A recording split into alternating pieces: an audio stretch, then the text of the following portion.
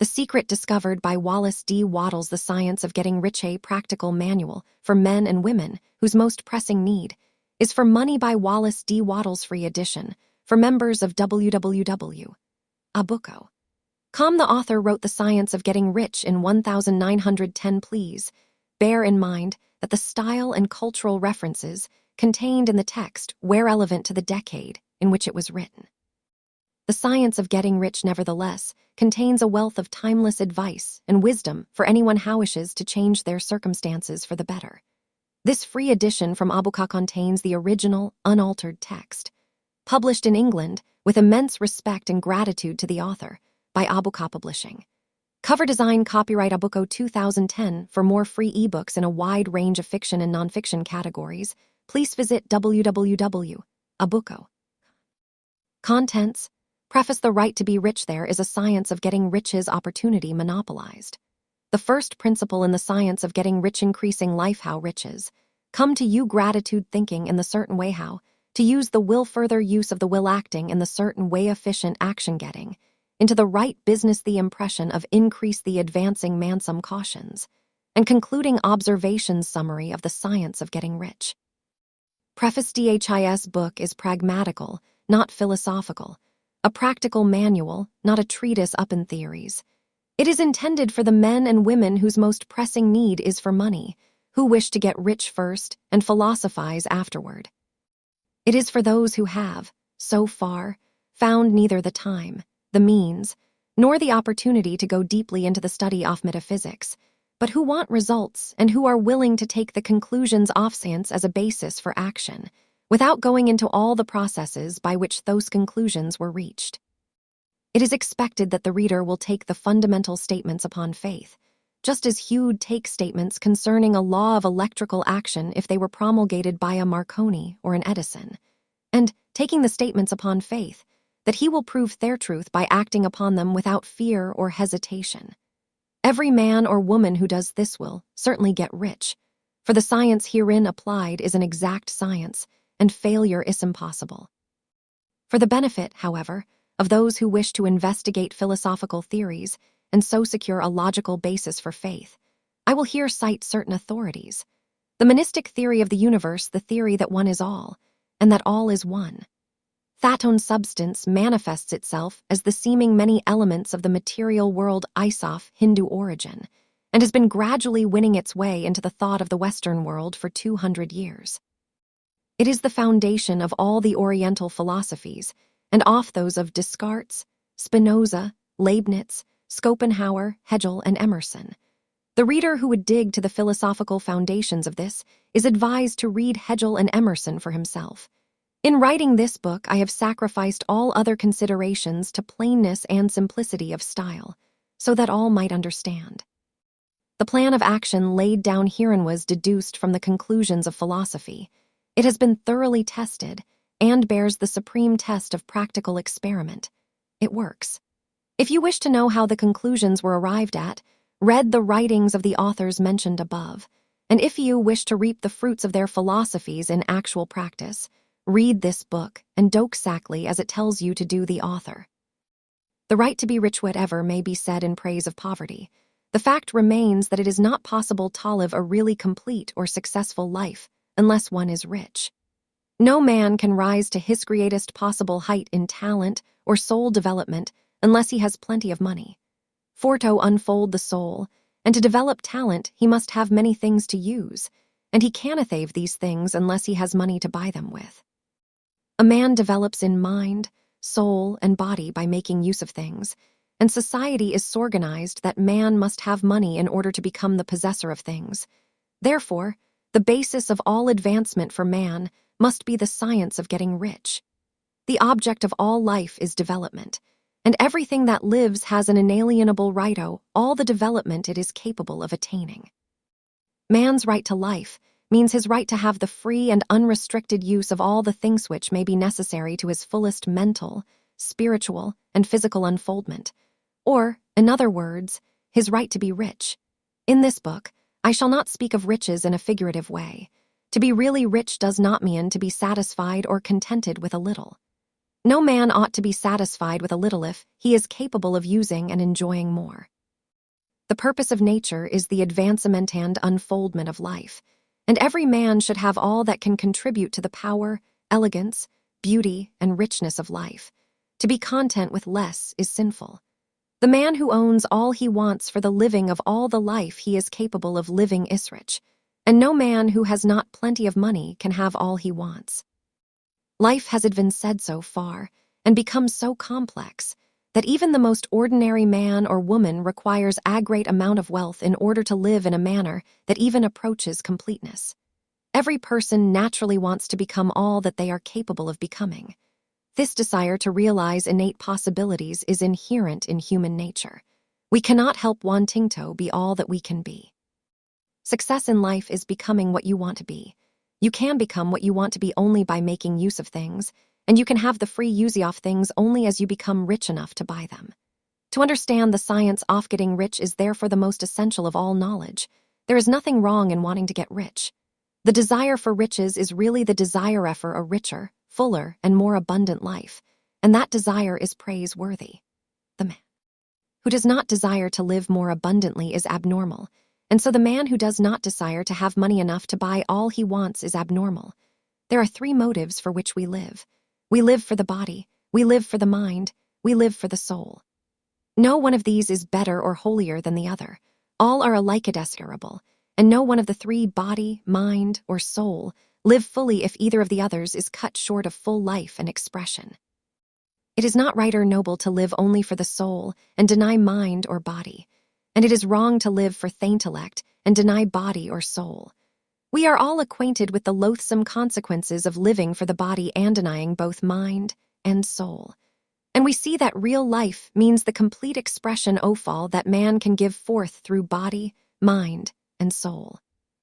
Whatever he can say, no man can be really happy or satisfied unless his body is living fully in every function, and unless the same is true of his mind and his soul. Wherever there is unexpressed possibility, or function not performed, there is unsatisfied desire. Desire is possibility-seeking expression, or function-seeking performance. Man cannot live fully in body without good food, comfortable clothing, and warm shelter, and without freedom from excessive toil. Rest and recreation are also necessary to his physical life. He cannot live fully in mind without books and time to study them, without opportunity for travel and observation, or without intellectual companionship. To live fully in mind, he must have intellectual recreations, and must surround himself with all the objects of art and beauty he is capable of using and appreciating. To live fully in soul, man must have love, and love is denied expression by poverty. A man's highest happiness is found in the bestowal of benefits on those he loves. Love finds its most natural and spontaneous expression in giving. The man who has nothing to give cannot fill his place as a husband or father, as a citizen, or as a man. It is in the use of material things that a man finds full life for his body, develops his mind, and unfolds his soul. It is therefore of supreme importance to him that he should be rich. It is perfectly right that you should desire to be rich. If you are a normal man or woman, you cannot help doing so. It is perfectly right that you should give your best attention to the science of getting rich, for it is the noblest and most necessary of all studies. If you neglect this study, you are a derelict in your duty to yourself, to God and humanity, for you can render to God and humanity no greater service than to make the most of yourself. There is a science of getting rich. THERE is a science of getting rich, and it is an exact science, like algebra or arithmetic. There are certain laws which govern the process of acquiring riches. Once these laws are learned and obeyed by any man, he will get rich with mathematical certainty. The ownership of money and property comes as a result of doing things in a certain way. Those who do things in this certain way, whether on purpose or accidentally, get rich, while those who do not do things in this certain way, no matter how hard they work or how able they are, remain poor. It is a natural law that like causes always produce like effects, and therefore, any man or woman who learns to do things in this certain way will infallibly get rich. That the above statement is true is shown by the following facts. Getting rich is not a matter of environment, for, if it were, all the people in certain neighborhoods would become wealthy. The people of one city would all be rich, while those of other towns would all be poor. Or the inhabitants of one state would roll in wealth, while those of an adjoining state would be in poverty. But everywhere we see rich and poor living side by side, in the same environment, and often engaged in the same vocations. When two men are in the same locality, and in the same business, and one gets rich while the other remains poor, it shows that getting rich is not, primarily, a matter of environment. Some environments may be more favorable than others, but when two men in the same business are in the same neighborhood, and one gets rich while the other fails, it indicates that getting rich is the result of doing things in a certain way. And further, the ability to do things in this certain way is not due solely to the possession of talent, for many people who have great talent remain poor, while others who have very little talent get rich. Studying the people who have got rich, we find that they are an average lot in all respects, having no greater talents and abilities than other men. It is evident that they do not get rich because they possess talents and abilities that other men have not, but because they happen to do things in a certain way. Getting rich is not the result of saving or thrift. Many very penurious people are poor, while free spenders often get rich. Nor is getting rich due to doing things which others fail to do.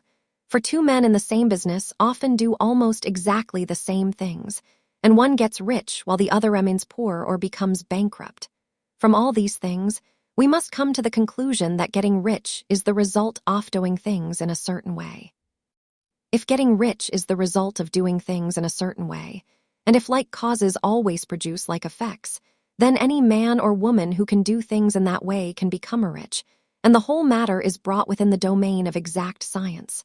The question arises here, whether this certain way may not be so difficult that only a few may follow it. This cannot be true, as we have seen, so far as natural ability is concerned. Talented people get rich, and blockheads get rich. Intellectually brilliant people get rich, and very stupid people get rich. Physically strong people get rich, and weak and sickly people get rich. Some degree of ability to think and understand is, of course, essential.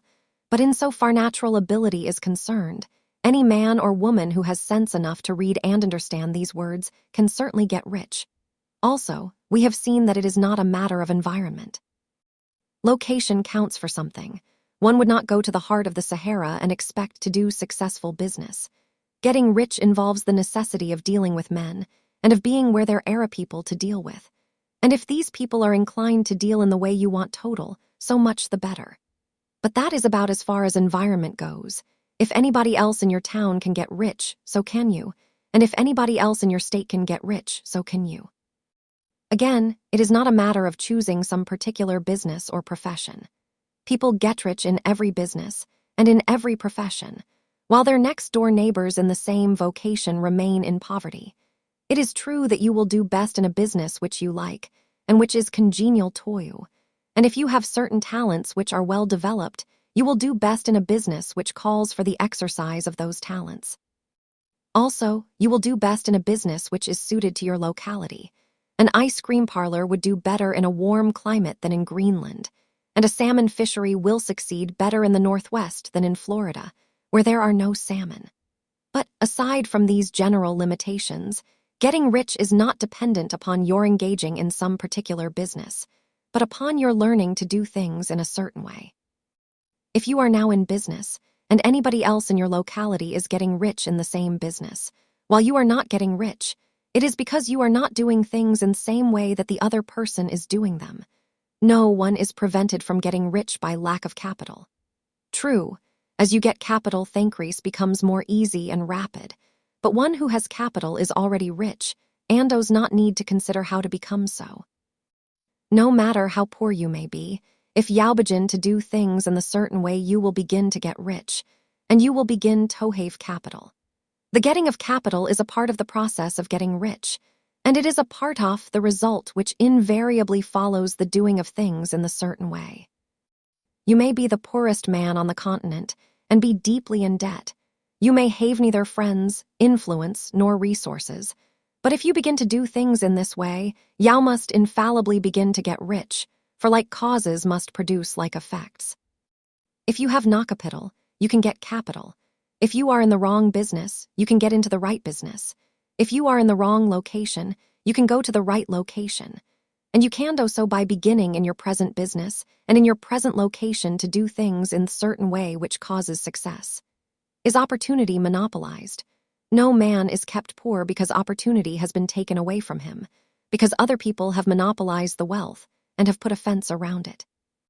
You may be shut off from engaging in business in certain lines, but there are other channels open to you.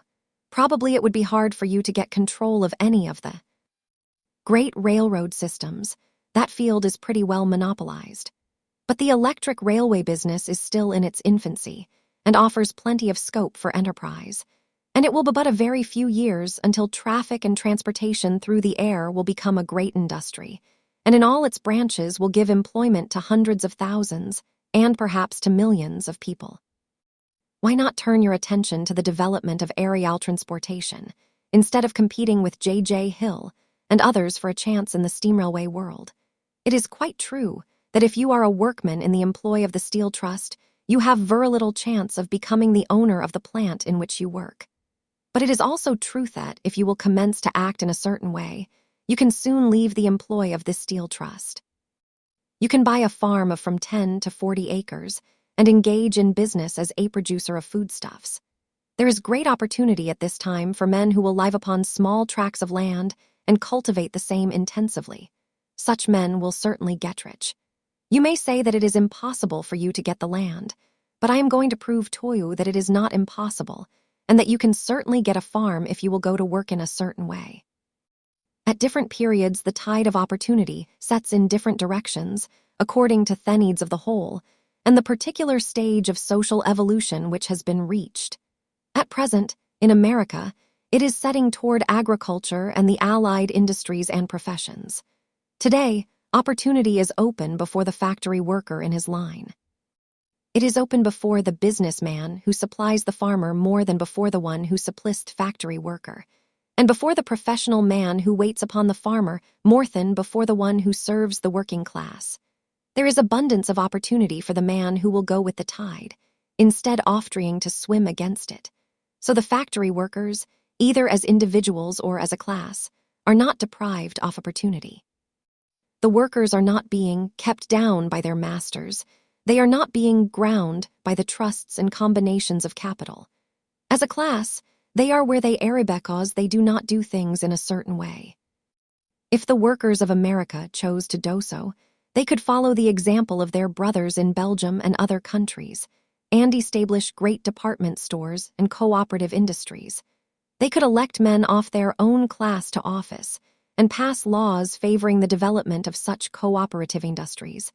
And in a few years, they could take peaceable possession of the industrial field. The working class may become the master class whenever they will begin to do things in a certain way. The law of wealth is the same for them as it is for all others. This they must learn, and they will remain where they are as long as they continue to do as they do. The individual worker, however, is not held down by the ignorance or the mental slothfulness of his class. He can follow the tide of opportunity to riches, and this book will tell him how. No one is kept in poverty by a shortness in the supply of riches. There is more than enough for all. A palace as large as the Capitol at Washington might be built for every family on earth from the building material in the United States alone. And under intensive cultivation, this country would produce wool, cotton, linen, and silk enough to cloth each person in the world finer than Solomon was arrayed in all his glory. Toger with food enough to feed them all luxuriously. The visible supply is practically inexhaustible, and the invisible supply really is inexhaustible. Everything you see on earth is made from one original substance, out of which all things proceed. New forms are constantly being made, and older ones are dissolving, but all are shapes assumed by one thing. There is no limit to the supply of formless stuff or original substance. The universe is made out of it, but it was not all used in making the universe. The spaces in, through, and between the forms of the visible universe are permeated and filled with the original substance, with the formless stuff, with the raw material of all things.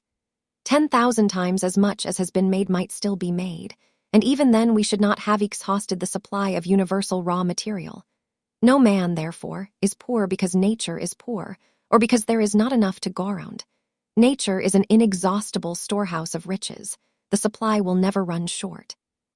Original substance is alive with creative energy and is constantly producing more forms.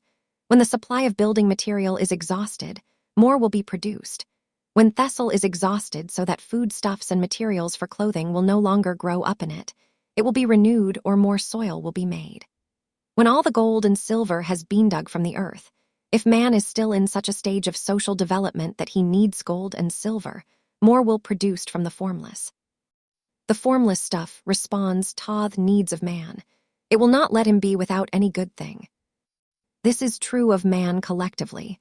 The race as a whole is always abundantly rich, and if individuals are poor, it is because they do not follow the certain way of doing things which makes the individual man rich. The formless stuff is intelligent. It is stuff which thinks. It is alive and is always impelled toward more life. It is the natural and inherent impulse of life to seek to live more. It is the nature of intelligence to enlarge itself, and of consciousness to seek to extend its boundaries and find fuller expression. The universe of forms has been made by formless living substance, throwing itself into form in order to express itself more fully. The universe is a great living presence, always moving inherently toward more life and fuller functioning. Nature is formed for the advancement of life. Its impelling motive is the increase of life. For this cause, everything which can possibly minister to life is bountifully provided. There can be no lack unless God is to contradict himself and nullify his own works. You are not kept poor by lack in the supply of riches. It is a fact which I shall demonstrate a little farther on that even the resources of the formless supply are at the command of the man or woman who will act and think in a certain way. The first principle in the science of getting rich thought is the only power which can produce tangible riches from the formless substance. The stuff from which all things are made is a substance which thinks, and a thought of form in this substance produces the form. Original substance moves according to its thoughts. Every form and process you see in nature is the visible expression of a thought in original substance. As the formless stuff thinks of a form, it takes that form. As it thinks of a motion, it makes that motion. That is the way all things were created. We live in a thought world, which is part of a thought universe. The thought of a moving universe extended throughout formless substance, and the thinking stuff moving according to that thought took the form off systems of planets and maintains that form. Thinking substance takes the form of its thought and moves according to the thought. Holding the idea of a circling system of suns and worlds, it takes the form of the sebodies and moves them as it thinks. Thinking the form of a slow-growing oak tree, it moves accordingly and produces the tree, though centuries may be required to do the work. In creating, the formless seems to move according to the lines of motion it has established. The thought of an oak tree does not cause the instant formation of a full-grown tree, but it does start in motion the forces which will produce the tree along established lines of growth. Every thought of form, held in thinking substance, causes the creation of the form, brutal ways, or at least generally, along lines of growth and action already established. The thought of a house of a certain construction, if it were impressed upon formless substance, might not cause the instant formation of the house, but it would cause threatening of creative energies already working in trade and commerce into such channels as to result in the speedy building of the house. And if there were no existing channels through which the creative energy could work, then the house would be formed directly from primal substance, without waiting for the slow processes of the organic and inorganic world. No thought of form can be impressed upon original substance without causing the creation of the form. Man is a thinking center and can originate thought. All the forms that man fashions with his hands must first exist in his thought. He cannot shape a thing until he has thought that thing. And so far man has confined his efforts wholly to the work of his hands. He has applied manual labor to the world of forms, seeking to change or modify those already existing. He has never thought of trying to cause the creation of new forms by impressing his thoughts upon formless substance. When man has a thought form, he takes material from the forms of nature and makes an image of the form which is in his mind. He has, so far, made little or no effort to cooperate with formless intelligence, to work with the Father. He has not dreamed Thaith can do what he seeth the Father doing. Man reshapes and modifies existing forms by manual labor. He has given no attention to the question whether he may not produce a things from formless substance by communicating his thoughts to it. We propose to prove that he may do so, to prove that any man or woman may do so, and to show how. As our first step, we must lay down 3 fundamental propositions. First, we assert that there is one original formless stuff, or substance, from which all things are made. All the seemingly many elements are but different presentations of one element. All the many forms found in organic and inorganic nature are but different shapes, made from the same stuff. And this stuff is thinking stuff, a thought held in it. Produces the form of the thought. Thought in thinking substance produces shapes. Man is a thinking center, capable of original thought. If man can communicate his thought to original thinking substance, he can cause the creation or formation of the thing he thinks about. To summarize this, there is a thinking stuff from which all things are made, and which, in its original state, permeates, penetrates, and fills the interspaces of the universe. A thought in this substance produces the thing that is imaged by the thought. Man can form things in his thought, and by impressing his thought upon formless substance, can cause the thing he thinks about to be created. It may be asked if I can prove these statements, and without going into details, I answer that I can do so, both by logic and experience. Reasoning back from the phenomena of form and thought, I come to one original thinking substance, and reasoning forward from this thinking substance, I come to man's power to cause the formation of the thing he thinks about. And by experiment, I find the reasoning true, and this is my strongest proof. If one man who reads this book gets rich by doing what it tells him to do, that is evidence in support of my claim. But if every man who does what it tells him to do gets rich, that is positive proof until someone goes through the process and fails. The theory is true until the process fails, and this process will not fail, for every man who does exactly what this book tells him to do will get rich. I have said that men get rich by doing things in a certain way, and in order to do so, men must become able to think in a certain way. A man's way of doing things is the direct result of the way he thinks about things, to do things in a way you want to do them. You will have to acquire the ability to think the way you want to think. This is the first step toward getting rich. To think what you want to think is to think truth, regardless of appearances. Every man has the natural and inherent power to think what he wants to think, but it requires far more effort to do so than it does to think the thoughts which are suggested by appearances. To think according to appearance is easy, to think truth regardless of appearances is laborious, and requires the expenditure of more power than any other work man is called upon to perform. There is no labor from which most people shrink as they do from that of sustained and consecutive thought. It is the hardest work in the world. This is especially true when truth is contrary to appearances.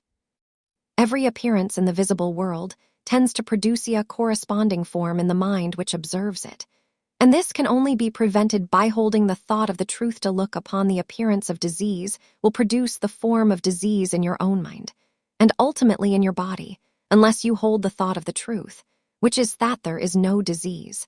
It is only an appearance, and the reality is health. To look upon the appearances of poverty will produce corresponding forms in your own mind, unless you hold to the truth that there is no poverty. There is only abundance. To think health when surrounded by the appearances of disease, or to think riches when in the midst of appearances of poverty, requires power. But he who acquires this power becomes a master mind.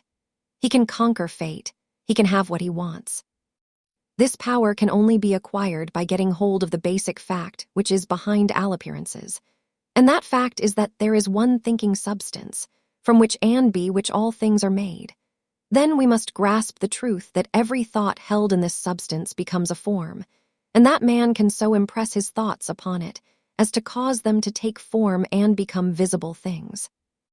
When we realize this, we lose all doubt and fear, for we know that we can create what we want to create. We can get what we want to have, and can become what we want to. As a first step toward getting rich, you must believe the 3 fundamental statements given previously in this chapter, and in order to emphasize them, I repeat them here. There is a thinking stuff from which all things are made, and which, in its original state, permeates, penetrates, and fills the interspaces of the universe.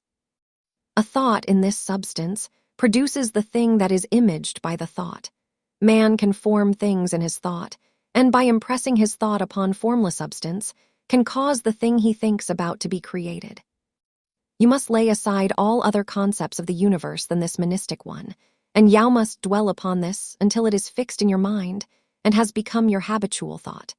Read these creed statements over and over again, fix every word upon your memory, and meditate upon them until you firmly believe what they say. If a doubt comes to you, cast it aside as a sin. Do not listen to arguments against this idea. Do not go to churches or lectures where a contrary concept of things is taught or preached. Do not read magazines or books which teach a different idea.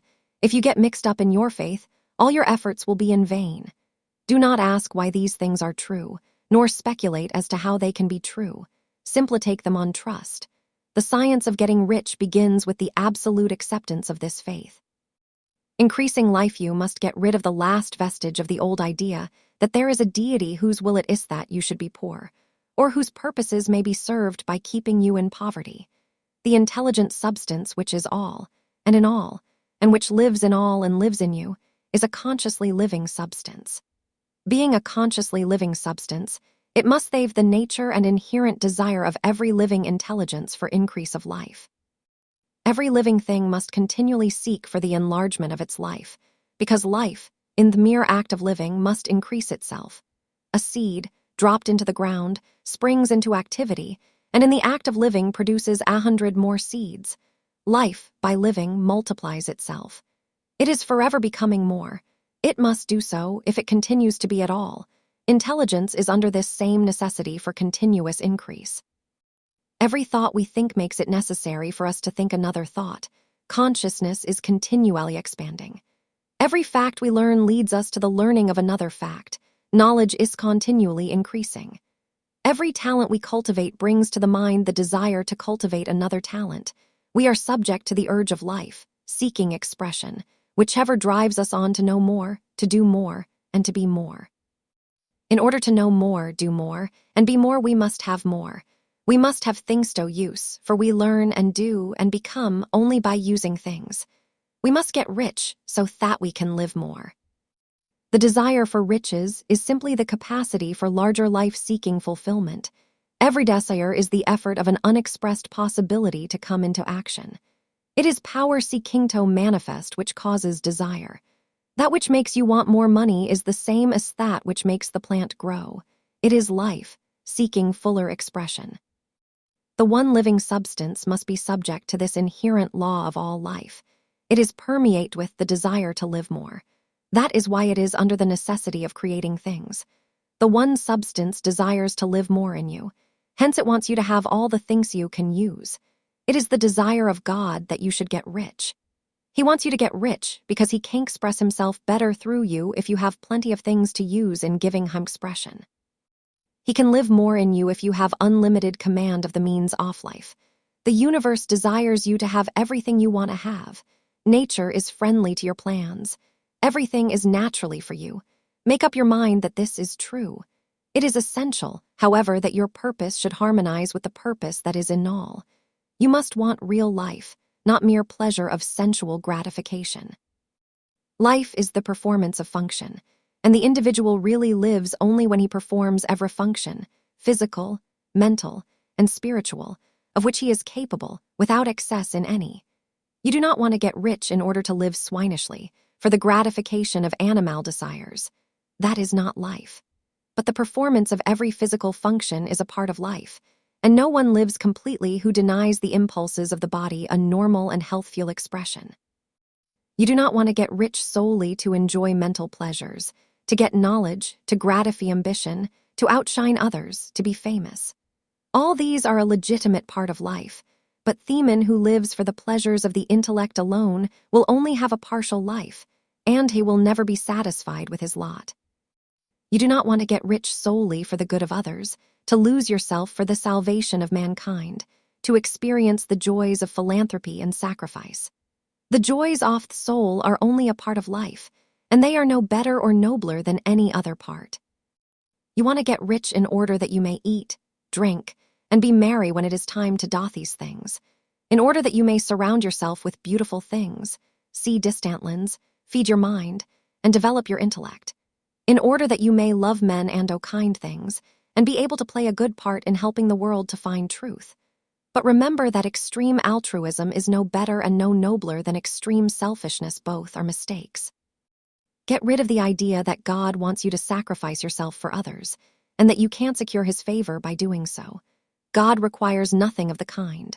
What he wants is that you should make the most of yourself, and for others, and you can help others more by making the most of yourself than in any other way. You can make the most of yourself only by getting rich. So it is right and praiseworthy that you should give your first and best thought to the work of acquiring wealth. Remember, however, that the desire of substance is for all, and its movements must before more life to all. It cannot be made to work for less life to any, because it is equi in all, seeking riches and life.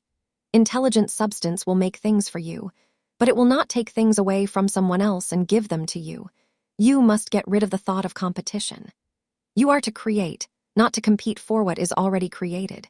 You do not have to take anything away from anyone. You do not have to drive sharp bargains. You do not have to cheat or to take advantage. You do not need to let any man work for you for less than he earns. You do not have to covet the property of others or to look at it with wishful eyes. No man has anything of which you cannot have the like, and that without taking what he has away from him. You are to become a creator, not a competitor. You are going to get what you want, built in such a way that when you get it, every other man will have more than he has now. I am aware that there are men who get a vast amount of money by proceeding in direct opposition to the statements in the paragraph above, and may add a word of explanation here. Men of the plutocratic type, who become very rich, do so sometimes purely by their extraordinary ability on the plane of competition, and sometimes they unconsciously relate themselves to substance in its great purposes and movements for the general racial upbuilding through industrial evolution. Rockefeller, Carnegie, Morgan, et al. Have been the unconscious agents of the supreme in the necessary work of systematizing and organizing productive industry. And in the end, their work will contribute immensely toward increased life for all. Their day is nearly over. They have organized production, and will soon be succeeded by the agents of the multitude, who will organize the machinery of distribution. The multimillionaires are like the monster reptiles of the prehistoric eras. They play a necessary part in the evolutionary process, but the same power which produced them will dispose of them. And it is well to bear in mind that they have never been really rich. A record of the private lives of most of this class will show that they have really been the most abject and wretched of the poor. Riches secured on the competitive plane are never satisfactory and permanent. They are yours today, and another's tomorrow. Remember, if you are to become rich in a scientific and certain way, you must rise entirely out of the competitive thought. You must never think for a moment that the supply is limited. Just as soon as you begin to think that all the money is being cornered and controlled by bankers and others, and that you must exert yourself to get laws passed to stop this process, and so on. In that moment, you drop into the competitive mind, and your power to cause creation is gone for the time being. And what is worse, you will probably arrest the creative movements you have already instituted. Know that there are countless millions of dollars worth of gold in the mountains of the earth, not yet brought to light, and know that if there were not, more would be created from thinking substance to supply your needs. Know that the money you need will come, even if it is necessary for 1,000 men Tob led to the discovery of new gold mines tomorrow. Never look at the visible supply. Look always at the limitless riches in formless substance, and know that they are coming to you as fast as you can receive and use them. Nobody, by cornering the visible supply, can prevent you from getting what is yours. So never allow yourself to think for an instant that all the best building spots will be taken before you get ready to build your house, unless you hurry. Never worry about thrusts and combines, and get anxious for fear they will soon come to on the whole earth. Never get afraid that you will lose what you want because some other person beats you to it. That cannot possibly happen. You are not seeking anything that is possessed by anybody else. You are causing what you want to be created from formless substance, and the supply is without limits. Stick to the formulated statement.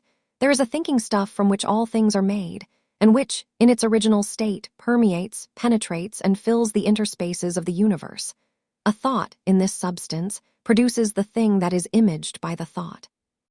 Man can form things in his thought, and by impressing his thought upon formless substance, can cause the thing he thinks about to be created. How riches come to UWHEN, I say that you do not have to drive sharp bargains. I do not mean that you do not have to drive any bargains at all, or that you are above the necessity for having any dealings with your fellow men. I mean that you will not need to deal with them unfairly. You do not have to get something for nothing, but can give to every man more than you take from him. You cannot give every man more in cash market value than you take from him, but you can give him more in use value than the cash value of the thing you take from him. The paper, ink, and other material in this book may not be worth the money you pay for it, but if the ideas suggested by it bring you thousands of dollars, you have not been wronged by those who sold it to you. They have given you a great use value for a small cash value. Let us suppose that I own a picture by one of the great artists, which, in any civilized community, is worth thousands of dollars. I take it to Baffin Bay and by salesmanship, induce an Eskimo to give a bundle of furs worth $500 for it. I have really wronged him, for he has no use for the picture. It has no use value to him. It will not add to his life. But suppose I give him a gun worth $50 for his furs. Then he has made a good bargain. He has use for the gun. It will get him many more furs and much food. It will add to his life in every way. It will make him rich. When you rise from the competitive to the creative plane, you can scan your business transactions very strictly, and if you are selling any man anything which does not add more to his life than the thing he give you in exchange, you can afford to stop it. You do not have to beat anybody in business.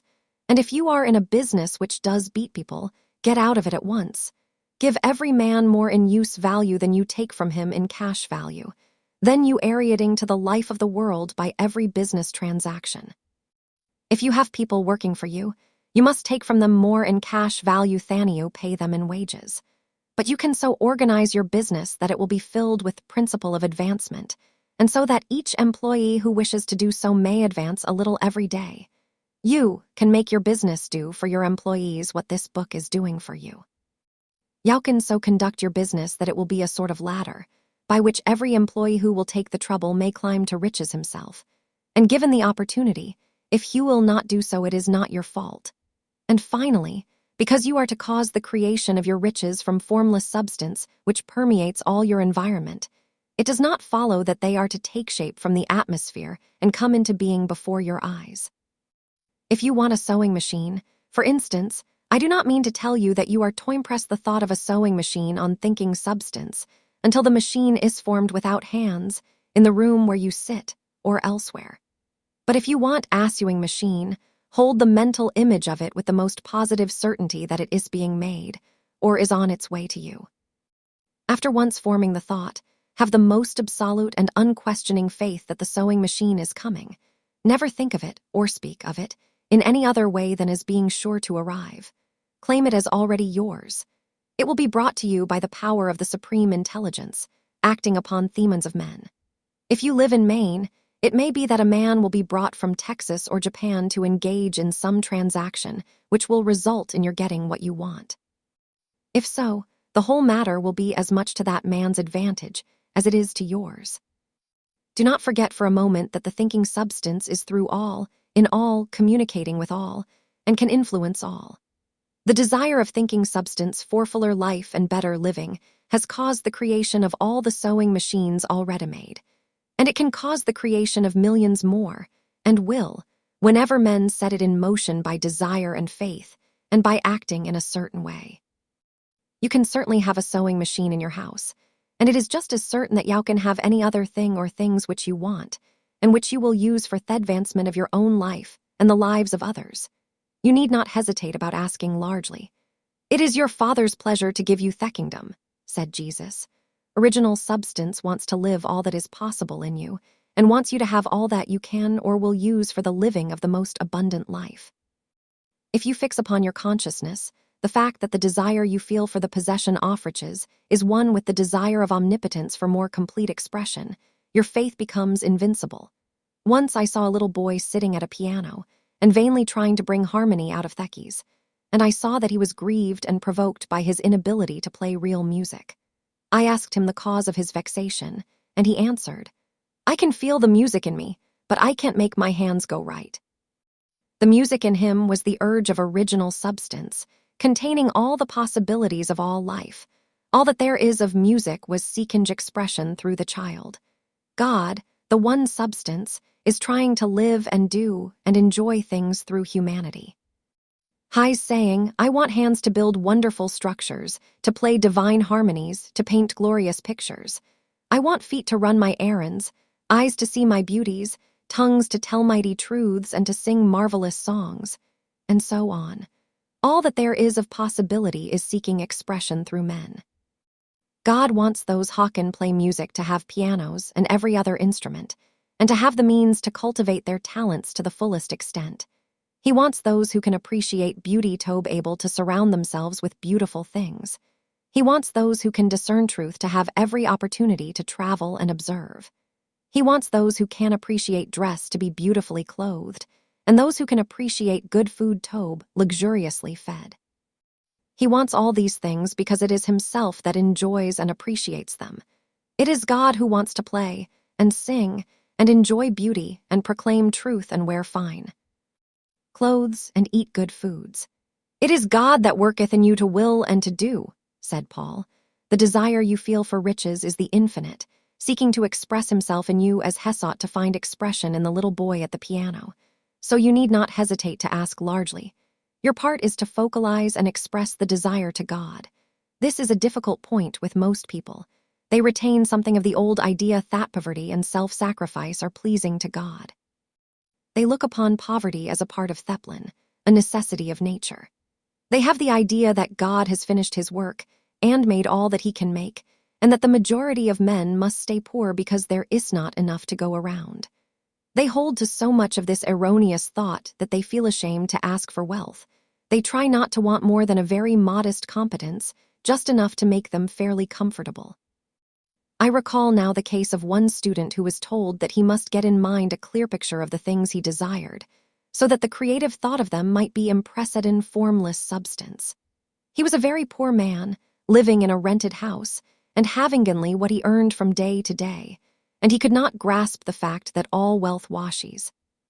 So, after thinking the matter over, he decided that he might reasonably ask for a new rug for the floor of his best room, and an anthracite coal stove to heat the house during cold weather. Following the instructions given in this book, he obtained these things in a few months, and then it dawned upon him that he had not asked enough. He went through the house in which he lived, and planned all the improvements he would like to make in it. He mentally added a bay window here and a room there, until it was complete in his mind as his ideal home, and then he planned its furnishings. Holding the whole picture in his mind, he began living in the certain way and moving toward what he wanted. And he owns the house now and is rebuilding it after the form of his mental image. And now, with still larger faith, he is going on to get greater things. It has been unto him according to his faith, and it is so with you and with all of us. Gratitude The illustrations given in the last chapter will have conveyed to the reader the fact that first step toward getting rich is to convey the idea of your wants to the formless substance. This is true, and you will see that in order to do so it becomes necessary to relate yourself to the formless intelligence in a harmonious way. To secure this harmonious relation is a matter of such primary and vital importance that I shall give some space to its discussion here, and give you instructions which, if you will follow them, will be certain to bring you into perfect unity of mind with God. The whole process of mental adjustment and atonement can be summed up in one word: gratitude. First, you believe that there is one intelligent substance from which all things proceed. Second, you believe that this substance gives you everything you desire. And third, you relate yourself to it by a feeling of deep and profound gratitude. Many people who order their lives rightly in all other ways are kept in poverty by their lack of gratitude. Having received one gift from God, they cut the wires which connect them with him by failing to make acknowledgement. It is easy to understand that the nearer we live to the source of wealth, the more wealth we shall receive. And it is easy also to understand that the soul that is always grateful lives in closer touch with God than the one which never looks to him in thankful acknowledgement. The more gratefully we fix our minds on the Supreme when good things come to us, the more good things we will receive, and the more rapidly they will come. And the reason simply is that the mental attitude of gratitude draws the mind into closer touch with the source from which the blessings come. If it is a new thought to you that gratitude brings your whole mind into closer harmony with the creative energies of the universe, consider it well, and you will see that it is true. The good things you already have come to you along the line of obedience to certain laws. Gratitude will lead your mind out along the ways by which things come, and it will keep you in close harmony with creative thought and prevent you from falling into competitive thought. Gratitude alone can keep you looking toward the all and prevent you from falling into the error of thinking of the supply as limited. And to do that would be fatal to your hopes. There is a law of gratitude, and it is absolutely necessary that you should observe the law if you are to get the results you seek. The law of gratitude is the natural principle that action and reaction are always equal and in opposite directions. The grateful outreaching of your mind in thankful praise to the Supreme is a liberation or expenditure of force. It cannot fail to reach that to which it addressed, and their action is an instantaneous movement towards you. Draw nigh unto God, and he will draw nigh unto you. That is a statement of psychological truth, and if your gratitude is strong and constant, the reaction in formless substance will be strong and continuous. The movement of the things you want will be always toward you. Notice the grateful attitude that Jesus took, how he always seems to be saying, "I thank thee, Father, that thou hearest me." You cannot exercise much power without gratitude, for it is gratitude that keeps you connected with power. But the value of gratitude does not consist solely in getting you more blessings in the future. Without gratitude, you cannot long keep from dissatisfied thought regarding things as they are. The moment you permit your mind to dwell with dissatisfaction upon things as they are, you begin to lose ground. You fix attention upon the common, the ordinary, the poor, and the squalid and mean, and your mind takes the form of these things. Then you will transmit these forms or mental images to the formless, and the common, the poor, the squalid, and mean will come to you. To permit your mind to dwell upon the inferior is to become inferior and to surround yourself with inferior things. On the other hand, to fix your attention on the best is to surround yourself with the best and to become the best. The creative power within us makes us into the image of that to which we give our attention. We are thinking substance, and thinking substance always takes the form off that which it thinks about. The grateful mind is constantly fixed upon the best. Therefore, it tends to become the best. It takes the form or character of the best and will receive the best. Also, faith is born of gratitude. The grateful mind continually expects good things, and expectation becomes faith. The reaction of gratitude upon one's own mind produces faith, and every outgoing wave of grateful thanksgiving increases faith. He who has no feeling of gratitude cannot long retain a living faith, and without a living faith you cannot get rich by the creative method, as we shall see in the following chapters. It is necessary, then, to cultivate the habit of being grateful for every good thing that comes to you, and to give thanks continuously. And because all things have contributed to your advancement, you should include all things in your gratitude. Do not waste time thinking or talking about the shortcomings or wrong actions of plutocrats or trust magnates. Their organization of the world has made your opportunity. All you get really comes to you because of them. Do not rage against corrupt politicians. If it were not for politicians, we should fall into anarchy, and your opportunity would be greatly lessened. God has worked a long time and very patiently to bring us up to where we are in industry and government, and he is going right on with his work. There is not the least doubt that he will do away with plutocrats, trust magnates, captains of industry, and politicians as soon as they can be spared. But in the meantime, behold, they are all very good. Remember that they are all helping to arrange the lines of transmission along which your riches will come to you, and be grateful to them all.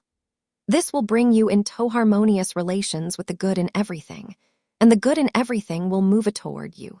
Thinking in the certain way, turn back to chapter 6 and read again the story of the man who formed a mental image of his house, and you will get a fair idea of the initial step toward getting rich. You must form a clear and definite mental picture of what you want. You cannot transmit an idea unless you have it yourself. You must have it before you can give it, and many people fail to impress thinking substance because they have themselves only a vague and misty concept of the things they want to do, to have, or to become. It is not enough that you should have a general desire for wealth to do good with. Everybody has that desire. It is not enough that you should have a wish to travel, see things, live more, etc. Everybody has those desires also. If you were going to send a wireless message to a friend, you would not send the letters off the alphabet in their order and let him construct the message for himself, nor would you take words at random from the dictionary. You would send a coherent sentence, one which meant something.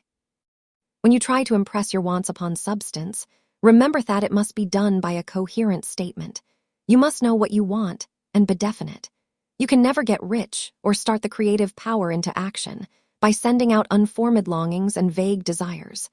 Go over your desires just as the man I have described went over his house. See just what you want and get a clear mental picture of it as you wish it to look when you get it. That clear mental picture you must have continually in mind, as the sailor has in mind the port toward which he is sailing the ship. You must keep your face toward it all the time. You must no more lose sight of it than the steersman loses sight of the compass. It is not necessary to take exercises in concentration, nor to set apart special times for prayer and affirmation, nor to go into the silence, nor to do occult stunts of any kind. Their things are well enough, but all you need is to know what you want, and to want it badly enough so that it will stay in your thoughts. Spend as much of your leisure time as you can in contemplating your picture, but no one needs to take exercises to concentrate his mind on a thing which he really wants. It is the things you do not really care about which require effort to fix your attention upon them. And unless you really want to get rich, so that the desire is strong enough to hold your thoughts directed to the purpose, as the magnetic pole holds the needle of the compass, it will hardly be worthwhile for you to try to carry out the instructions given in this book. The methods herein set forth are for people whose desire for riches is strong enough to overcome mental laziness and the love of ease, and make them work. The more clear and definite you make your picture then, and the more you dwell upon it, bringing out all its delightful details, the stronger your desire will be, and the stronger your desire, the easier it will be to hold your mind fixed upon the picture of what you want. Something more is necessary, however, than merely to see the picture clearly. If that is all you do, you are only a dreamer and will have little or no power for accomplishment. Behind your clear vision must be the purpose to realize it, to bring it out in tangible expression. And behind this purpose must be an invincible and unwavering faith that the thing is already yours, that it is at hand, and you have only to take possession of it. Live in the new house, mentally, until it takes form around you physically. In the mental realm, enter at once into full enjoyment of the things you want. Whatsoever things ye ask for when ye pray, believe that ye receive them, and ye shall have them, said Jesus. See the things you want as if they were actually around you all the time. See yourself owning and using them. Make use of them in imagination just as you will use them when they are your tangible possessions. Dwell upon your mental picture until it is clear and distinct, and then taketh mental attitude of ownership toward everything in that picture. Take possession of it in mind, in the full faith that it is actually yours. Hold to this mental ownership. Do not waver for an instant in the faith that it is real. And remember what was said in a preceding chapter about gratitude. Be as thankful for it all the time as you expect to be when it has taken form. The man who can sincerely thank God for the things which as yet he owns only in imagination has real faith. He will get rich. He will cause the creation of whatsoever he wants. You do not need to pray repeatedly for things you want. It is not necessary to tell God about it every day. Not vain repetitions as the heathen do, said Jesus said to his pupils, for your Father knoweth that ye have need of these things before ye ask him. Your part is to intelligently formulate your desire for the things which make for a larger life, and to get these desire arranged into a coherent whole, and then to impress this whole desire upon the formless substance, which has the power and the will to bring you what you want. You do not make this impression by repeating strings of words. You make it by holding the vision with unshakable purpose to attain it, and with steadfast faith that you doting it. The answer to prayer is not according to your faith while you are talking, but according to your faith while you are working. You cannot impress the mind of God by having a special Sabbath day set apart to tell him what you want, and the forgetting him during the rest of the week. You cannot impress him by having special hours to go into your closet and pray, if you then dismiss the matter from your mind until the hour of prayer comes again. Oral prayer is well enough and has its effect, especially upon yourself, in clarifying your vision and strengthening your faith. But it is not your oral petitions which get you what you want. In order to get rich, you do not need a sweet hour of prayer. You need to pray without ceasing. And by prayer, I mean holding steadily to your vision, with purpose to cause its creation into solid form, and the faith that you are doing so. Believe that ye receive them. Whole matter turns on receiving once you have clearly formed your vision. When you have formed it, it is well to make an oral statement, addressing the supreme irreverent prayer, and from that moment you must, in mind, receive what you ask for. Living the new house, wear the fine clothes, ride in the automobile, go on the journey, and confidently plan for greater journeys. Think and speak of all the things you have asked for in terms of actual present ownership. Imagine an environment and a financial condition exactly as you want them, and live all the time in that imaginary environment and financial condition. Mind, however, that you do not do this as a mere dreamer and castle builder. Hold to the faith that the imaginary is being realized, and to the purpose to realize it. Remember that it is faith and purpose in the use of the imagination which make the difference between the scientist and the dreamer. And having learned this fact, it is here that you must learn the proper use of the will. How to use the will to set about getting rich in a scientific way. You do not try to apply your willpower to anything outside of yourself. You have no right to do so, anyway. It is wrong to apply your will to other men and women in order to get them to do what you wish done. It is as flagrantly wrong to coerce people by mental power as it is to coerce them by physical power. If compelling people by physical force to do things for you reduces them to slavery, compelling them by mental means accomplishes exactly the same thing. The only difference is in methods. If taking things from people by physical force is robbery, then taking things by mental force is robbery also. There is no difference in principle. You have no right to use your willpower upon another person, even for his own good. For you do not know what is for his good. The science of getting rich does not require you to apply power or force to any other person, in any way whatsoever. There is not slightest necessity for doing so. Indeed, any attempt to use your will upon others willingly tend to defeat your purpose.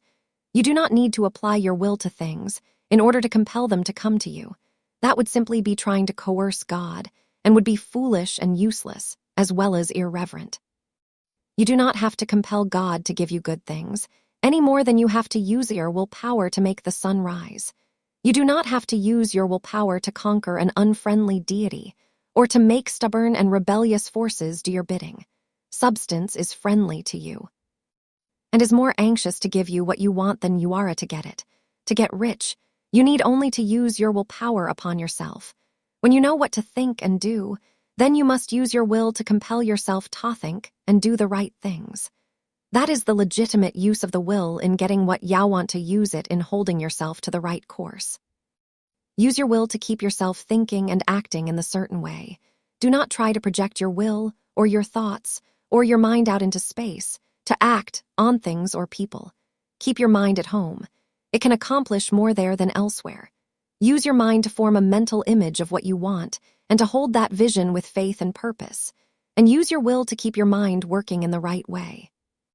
The more steady and continuous your faith and purpose, the more rapidly you will get rich, because you will make only positive impressions upon substance, and you will not neutralize or offset them by negative impressions. The picture of your desires, held with faith and purpose, is taken up by the formless, and permeates it to great distances throughout the universe, for all I know. As this impression spreads, all things are set moving toward its realization. Every living thing, every inanimate thing, and the things yet uncreated, are stirred toward bringing into being that which you want. All force begins to be exerted in that direction. All things begin to move toward you. The minds of people everywhere are influenced toward doing the things necessary to the fulfilling of your desires, and they work for you unconsciously. But you can check all this by starting a negative impression in the formless substance. Doubt or unbelief is as certain to start a movement away from you as faith and purpose are to start one toward you. It is by not understanding this that most people who try to make use of mental science in getting rich make their failure.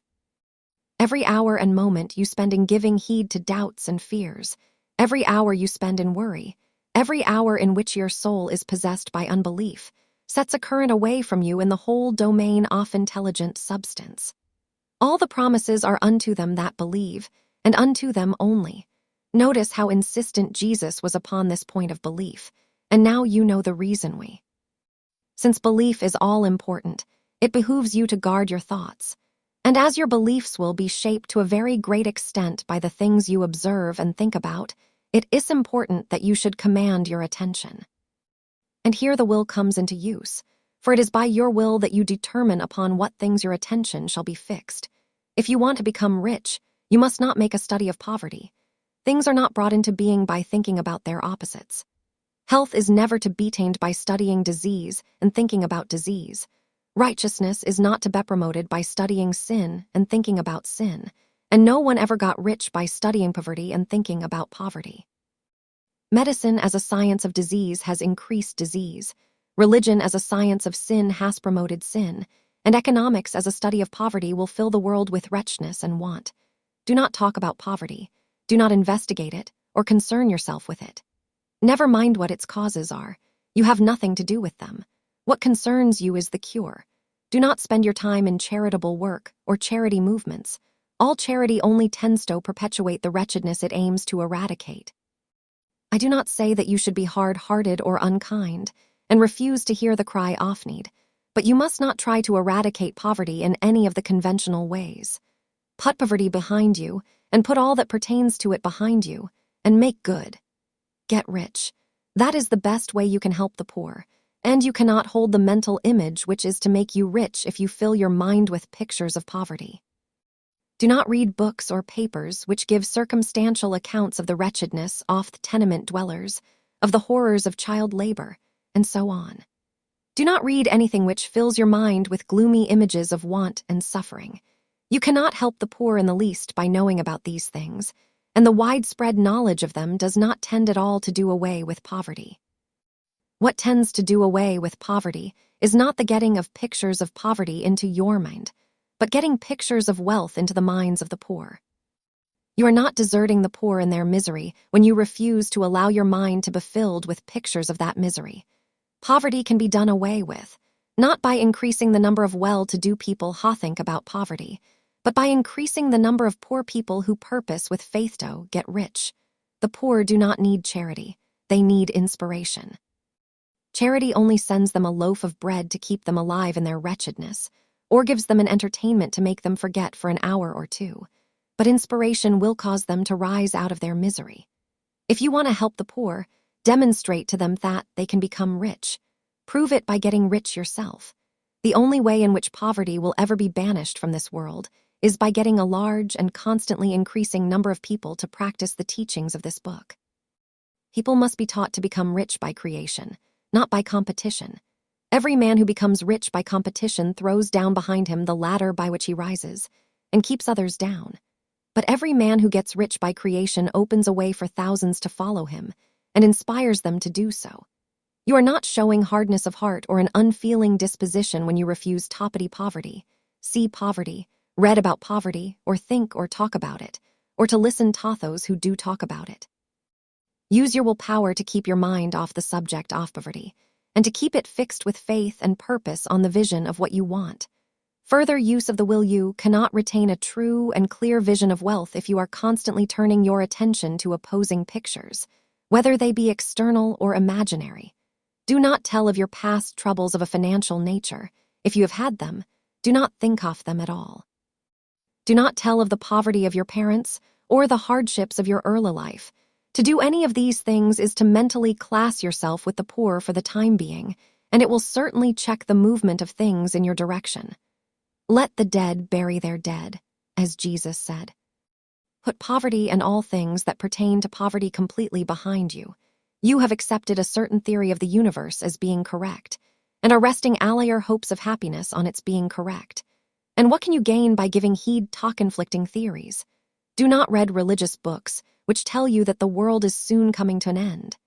And do not read the writing of muckrakers and pessimistic philosophers who tell you that it is going to the devil. The world is not going to the devil. It is going to God. It is wonderful becoming. True, there may be a good many things in existing conditions which are disagreeable. But what is the use of studying them when they are certainly passing away, and when the study of them only tends to check their passing and keep them with us? Why give time and attention to things which are being removed by evolutionary growth, when you can hasten their removal only by promoting the evolutionary growth as far as your part of it goes? No matter how horrible in seeming may be the conditions in certain countries, sections, or places, you waste your time and destroy your own chances by considering them. You should interest yourself in the world's becoming rich. Think of the riches the world is coming into, instead of the poverty it is growing out of, and bear in mind that the only way in which you can assist the world in growing rich is by growing rich yourself through the creative method, the competitive one. Give your attention wholly to riches. Ignore poverty. Whenever you think or speak of those who are poor, think and speak of them as those who are becoming rich, as those who are to be congratulated rather than pitied. Then they and others will catch the inspiration and begin to search for the way out. Because I say that you are to give your whole time and mind and thought to riches, it does not follow that you are to be sordid or mean. To become really rich is the noblest aim you can have in life, for it includes everything else. On the competitive plane, the struggle to get rich is a godless scramble for power over other men. But when we come into the creative mind, all this is changed. All that is possible in the way of greatness and soul unfoldment, of service and lofty endeavor, comes by way of getting rich. All is made possible by the use of things. If you lack for physical health, you will find that the attainment of it is conditional on your getting rich. Only those who are emancipated from financial worry, and who have the means to live a carefree existence and follow hygienic practices, can have and retain health. Moral and spiritual greatness is possible only to those who are above the competitive battle for existence. And only those who are becoming rich on the plane of creative thought are free from the degrading influences of competition.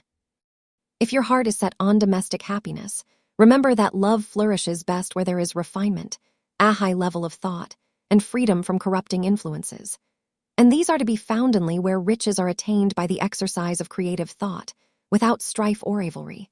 You can aim at nothing so great or noble, I repeat, as to become rich.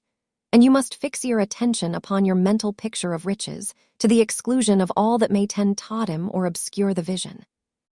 You must learn to see the underlying truth in all things. You must see beneath all seemingly wrong conditions the great one life ever moving forward toward fuller expression and more complete happiness. It is the truth that there is no such thing as poverty, that there is only wealth. Some people remain in poverty because they are ignorant of the fact that there is wealth for them. And these can best be taught by showing them the way to affluence in your own person and practice. Others are poor because, while they feel that there is a way out, they are too intellectually indolent to put forth the mental effort necessary to find that way and by travel it. And for these, the very best thing you can do is to arouse their desire by showing them the happiness that comes from being rightly rich. Others still are poor because, while they have some notion of science, they have become so swamped and lost in the maze of metaphysical and occult theories that they do not know which road to take. They try a mixture of many systems and fail in all. For these, again, the very best thing to do is to show the right way in your own person and practice. An ounce of doing things is worth a pound of theorizing. The very best thing you can do for the whole world is to make the most of yourself. You can serve God and man in no more effective way than by getting rich. That is, if you get rich by the creative method and not by the competitive one. Another thing. We assert that this book gives in detail the principles of the science of getting rich. And if that is true, you do not need to read any other book upon the subject. This may sound narrow and egotistical, but consider. There is no more scientific method of computation in mathematics than by addition, subtraction, multiplication, and division. No other method is possible. There can be but one shortest distance between 2 points. There is only one way to think scientifically, and that is to think in the way that leads by the most direct and simple route to the goal. No man has yet formulated a briefer or less complex system than the one set forth herein. It has been stripped of all non-essentials. When you commence on this, lay all others aside, put them out of your mind altogether. Read this book every day. Keep it with you. Commit it to memory, and do not think about author's systems and theories. If you do, you will begin to have doubts, and to be uncertain and wavering in your thought, and then you will begin to make failures. After you have made good and become rich, you may study other systems as much as you please.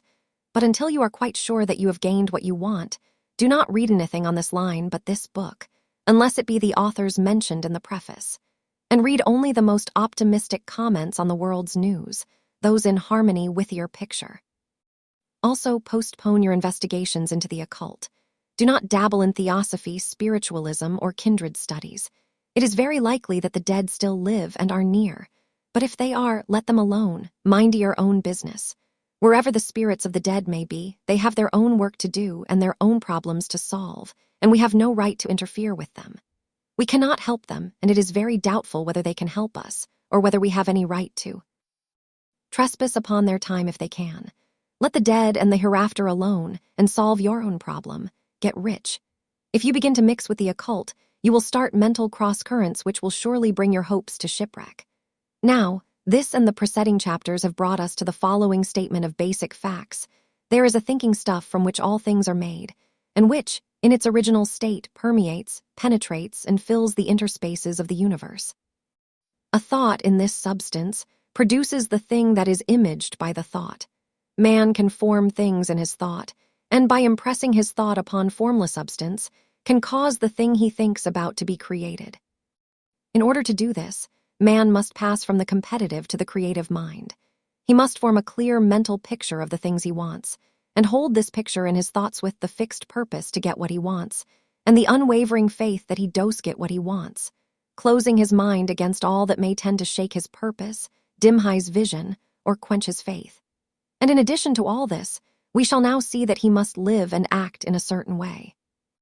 Acting in the certain way thought is the creative power, or the impelling force which causes the creative epor to act. Thinking in a certain way will bring riches to you, but you must not rely upon thought alone, paying no attention to personal action. That is the rock upon which many otherwise scientific metaphysical thinkers meet shipwreck, the failure to connect thought with personal action. We have not yet reached the stage of development, even supposing such a stage to be possible, in which man can create directly from formless substance without nature's processes or the work of human hands. Man must not only think, but his personal action must supplement his thought. By thought you can cause the gold in the hearts of the mountains to be impelled toward you, but it will not mine itself, refine itself, coin itself into double eagles, and come whirling along the roads seeking its way into your pocket. Under the impelling power of the Supreme Spirit, men's affairs will be so ordered that someone will be led to mine the gold for you. Other men's business transactions will be so directed that the gold will be brought toward you, and you must so arrange your own business affairs that you may be able to receive it when it comes to you. Your thought makes all things, animate and inanimate, work to bring you what you want. But your personal activity must be such that you can rightly receive what you want when it reaches you. You are not to take it as charity, nor to steal it. You must give every man more in use value than he gives you in cash value.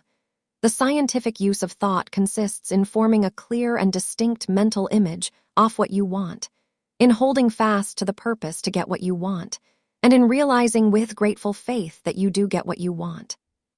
Do not try to project your thought in any mysterious or occult way, with the idea of having it go out and do things for you. That is wasted effort, and will weaken your power to think with sanity. The action of thought in getting rich is fully explained in the preceding chapters. Your faith and purpose positively impress your vision upon formless substance, which has the same desire for more life you have. And this vision, received from you, sets all the creative forces at work, INAND, through THEIRREGULAR channels of action, but directed toward you. It is not your part to guide or supervise the creative process. All you have to do with that is to retain your vision, stick to your purpose, and maintain your faith and gratitude. But you must act in a certain way, so that you can appropriate what is yours when it comes to you, so that you can meet the things you have in your picture and put them in their proper places as they arrive. You can really see the truth of this. When things reach you, they will be in the hands of other men, who will ask an equivalent for them. And you can only get what is yours by giving the other man what is his. Your pocketbook is not going to be transformed into a Fortunata's purse, which shall be always full of money without effort on your part. This is the crucial point in the science of getting rich, right here, where thought and personal action must be combined.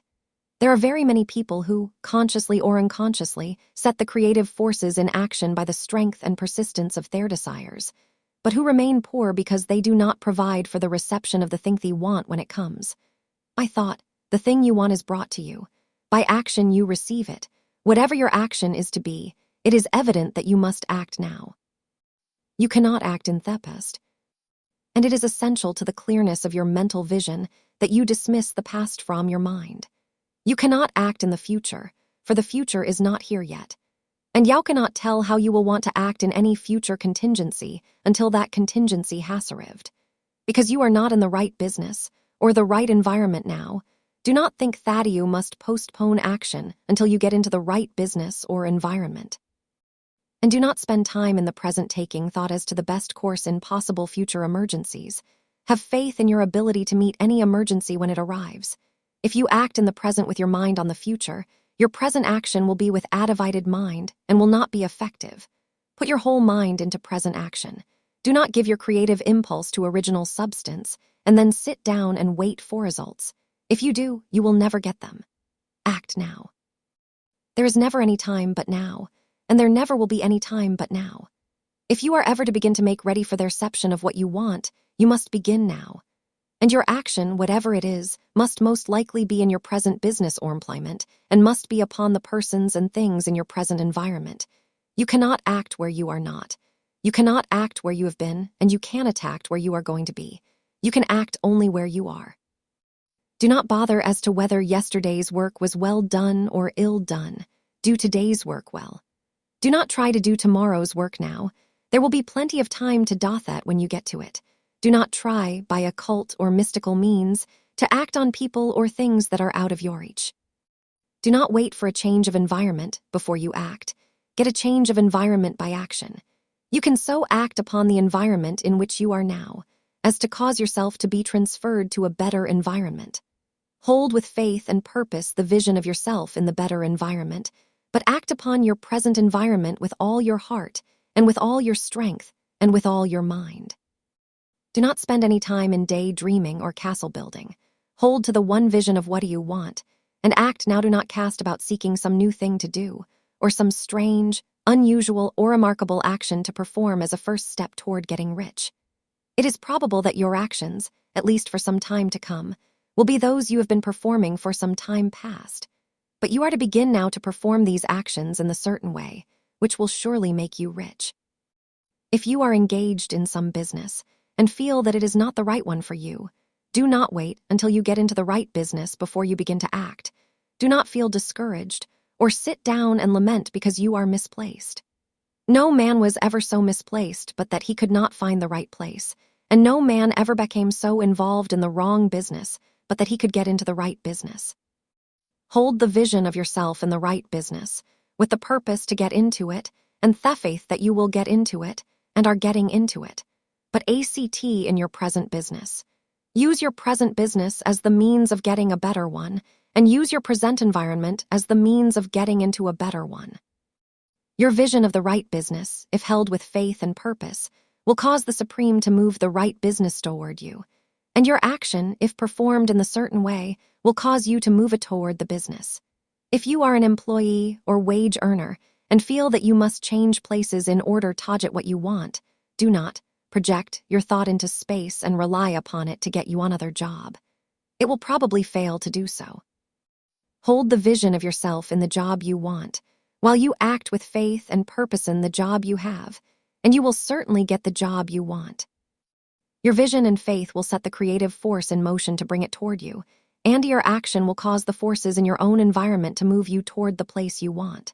In closing this chapter, we will add another statement to our syllabus. There is a thinking stuff from which all things are made, and which, in its original state, permeates, penetrates, and fills the interspaces of the universe. A thought, in this substance, produces the thing that is imaged by the thought. Man can form things in his thought, and by impressing his thought upon formless substance, can cause the thing he thinks about to be created. In order to do this, man must pass from the competitive to the creative mind. He must form a clear mental picture of the things he wants, and hold this picture in his thoughts with the fixed purpose to get what he wants, and the unwavering faith that he does get what he wants, closing his mind to all that may tend to shake his purpose, dim his vision, or quench his faith. That he may receive what he wants when it comes, man must act now upon the peopled things in his present environment. Efficient action. You must use your thought as directed in previous chapters, and begin to do what you can do where you are. And you must do all that you can do where you are. You can advance only by being larger than your present place. And no man is larger than his present place who leaves undone any of the work pertaining to that place. The world is advanced only by those who more than fill their present places. If no man quite filled his present place, you can see that there must be a going backward in everything. Those who do not quite fill their present places are dead weight up in society, government, commerce, and industry. They must be carried along by others at a great expense. The progress of the world is retarded only by those who do not fill the places they are holding. They belong to a former age and a lower stage or plane of life, and their tendency is toward degeneration. No society could advance if every man was smaller than his place. Social evolution is guided by the law of physical and mental evolution. In the animal world, evolution is caused by excess of life. When an organism has more life than can be expressed in the functions of its own plane, it develops the organs of a higher plane, and a new species is originated. There never would have been new species had there not been organisms which more than filled their places. The law is exactly the same for you. Your getting rich depends upon your applying this principle to your own affairs. Every day is either a successful day or a day of failure, and it is the successful days which get you what you want. If every day is a failure, you can never get rich, while if every day is a success, you cannot fail to get rich.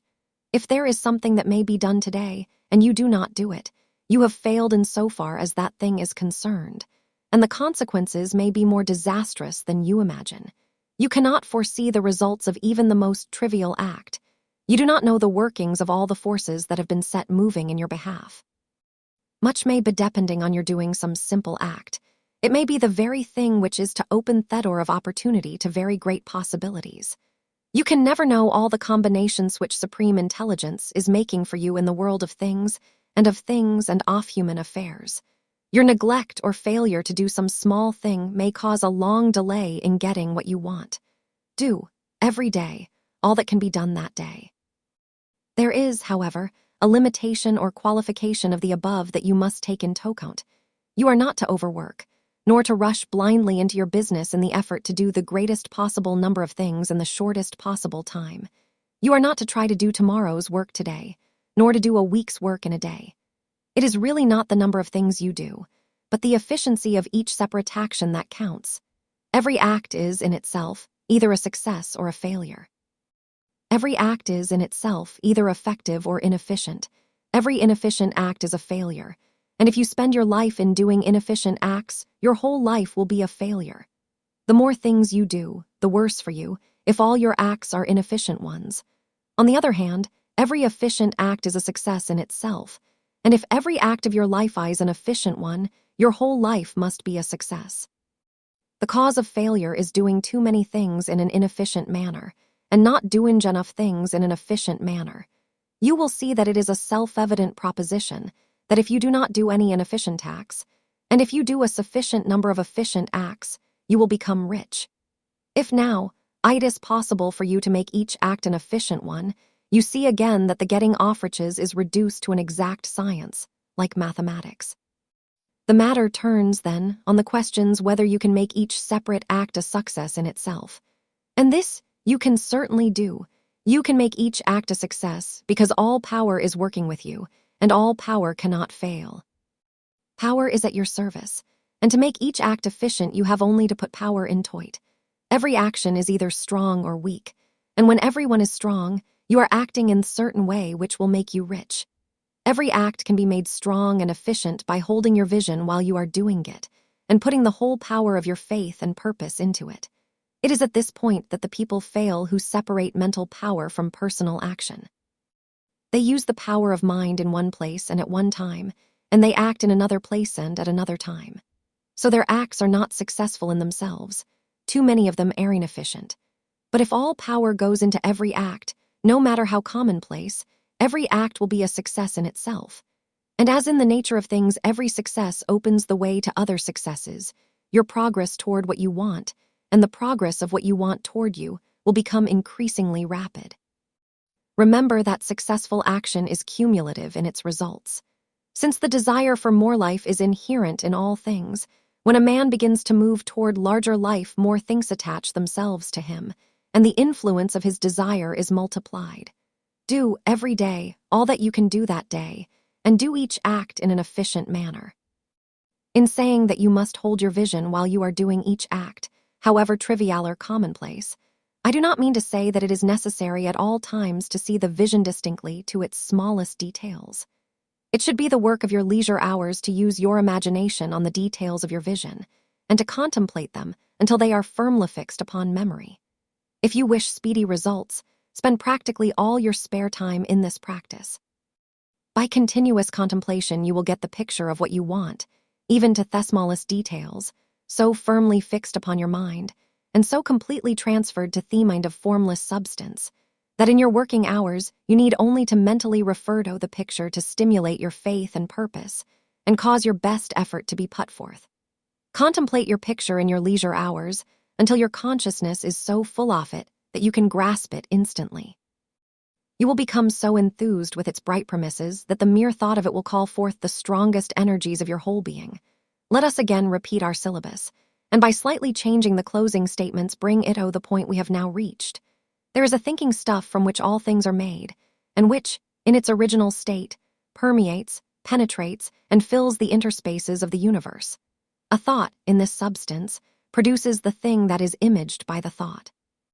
Man can form things in his thought, and by impressing his thought upon formless substance, can cause the thing he thinks about to be created. In order to do this, man must pass from the competitive to the creative mind. He must form a clear mental picture of the things he wants, and do, with faith and purpose, all that can be done each day, doing each separate thing in an efficient manner, getting into the right business. Success, in any particular business, depends for one thing upon your possessing in all developed state the faculties required in that business.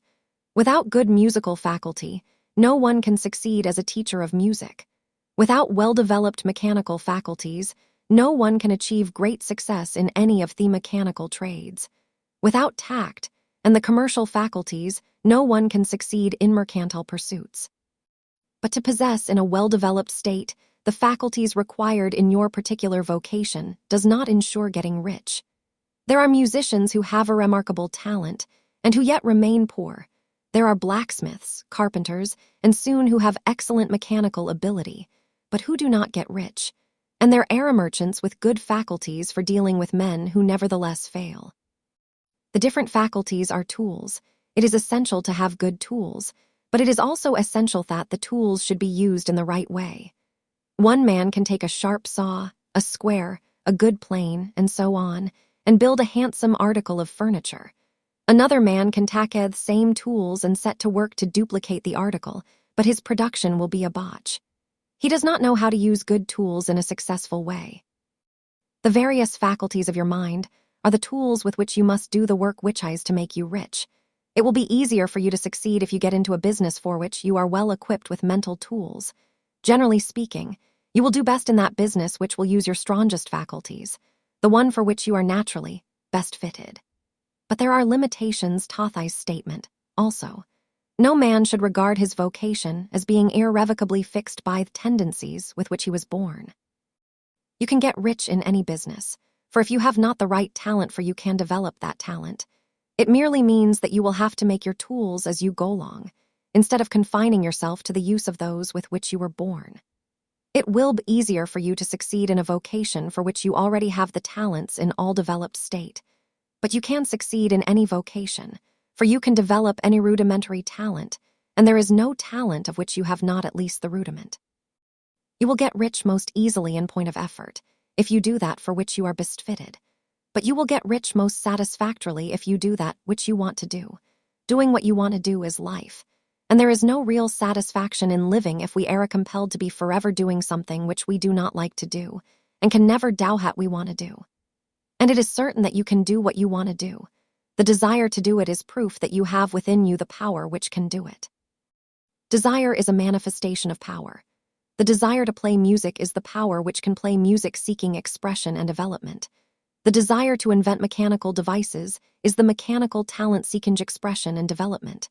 Where there is no power, either developed or undeveloped, to do a thing, there is never any desire to do that thing.